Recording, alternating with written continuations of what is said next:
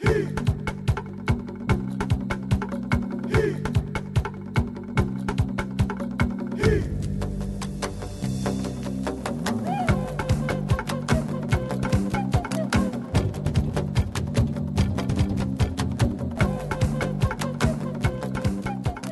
I'm Clement. Welcome to Pacific Pulse from Yap in the Federated States of Micronesia. Today, the large stone money which Yap is famous for. They were brought across the seas over hundreds of years, and they're still highly valued on the island.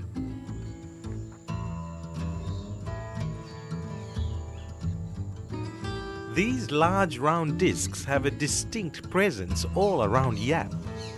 Yes, you find them along roadway, pathways. You also have them displayed among prominent estates. Typically, it varies in numbers from 15 to maybe 30 pieces. It just depends on how big the money bank is and how wealthy that particular village is. It is still a very living piece of our culture. We still use it to make trays and do other ceremonial things. Yes, it is very much still part of our culture today. On Yap, stone money is rarely moved, but ownership can be transferred.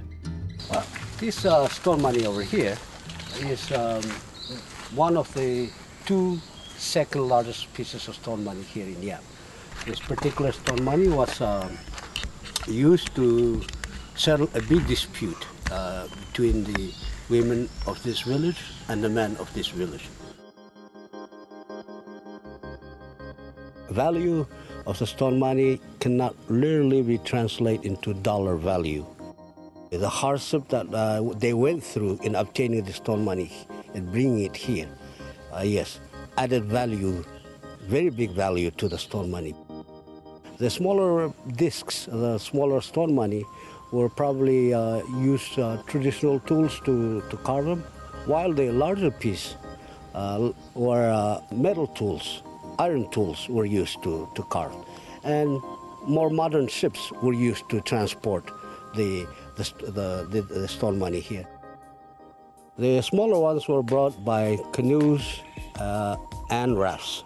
They would load the stone money on the rafts and they would tow it across the vast oceans between Palau and Yap.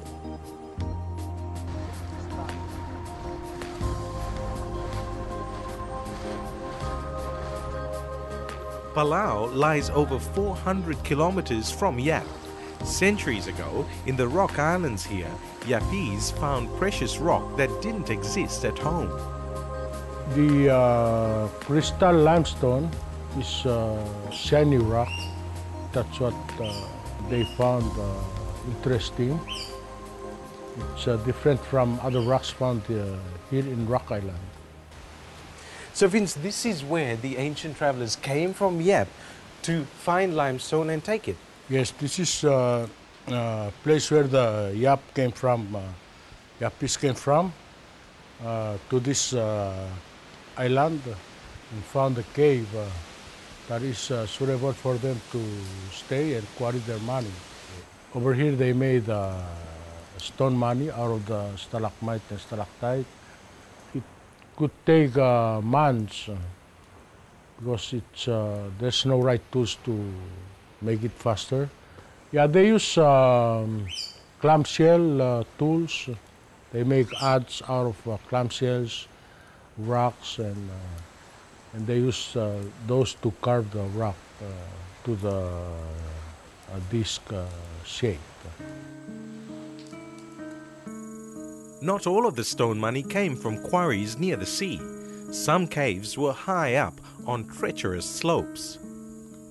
For this area, it's easy because it's in a low area, it's near to the water, except some of them high on the ridge. They were very hard to carry them down, very dangerous. Some of people may get hurt because they're heavy, and we have to bring it from the ridge down to the water. And some of them were probably fallen and broke.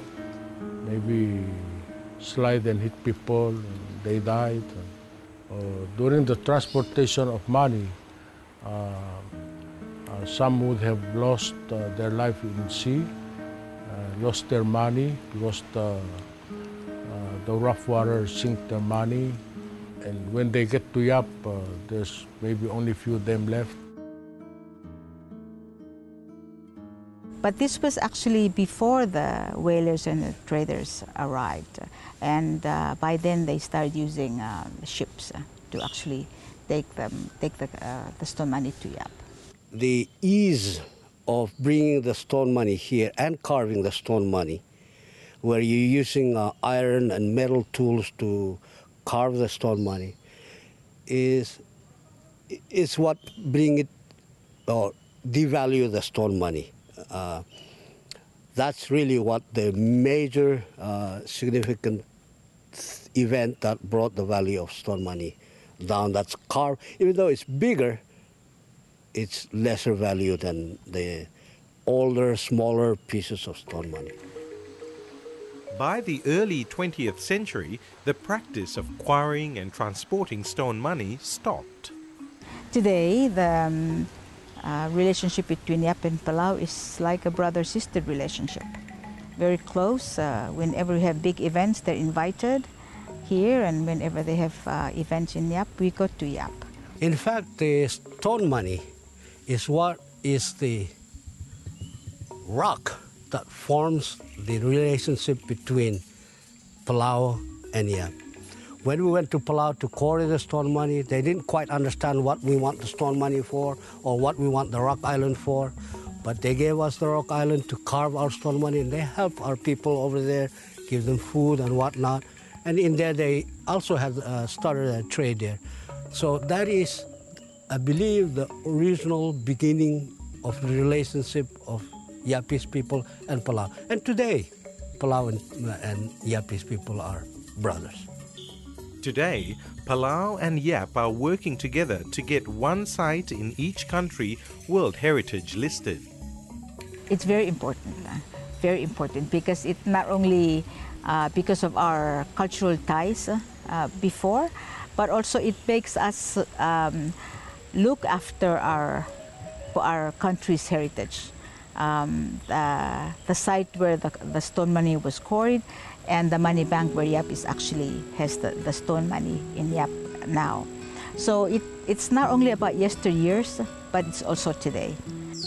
So John, what is unusual about this stone money bank site that's been nominated for World Heritage listing? What's unique about this money bank is that it forms a T. It consists of two stone money banks. Mm-hmm. This one to my right is established more recently, and this one that we're at right now is the older of the two.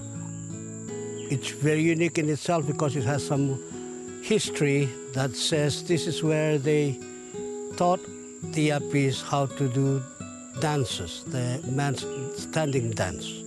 We do body tattooing. And once a body tattoo is finished, and to show off to the public, you'll come out here and then you'll fly up your hand and you show all the tattoo that you've endured the pain in the months before. It will be very important because Palau will be on the map of the world as a country that has a World Heritage Site. And the fact that we have a transboundary site at that, it makes it even more important because that reinforces that with our relationship with Yap. I think when you ask a Yapese, are you Yapese? And I said, yes, I'm a Yapese from the Isle of Stone Money. They always identify stone money with themselves. And without the stone money, we're just like anybody else in the world. Stone money give us identity, give us culture, give us our tradition. Stone money is very important to the people of Yap. Thanks for watching Pacific Pulse. You can follow us on Twitter, and we'll be back next week. Bye for now.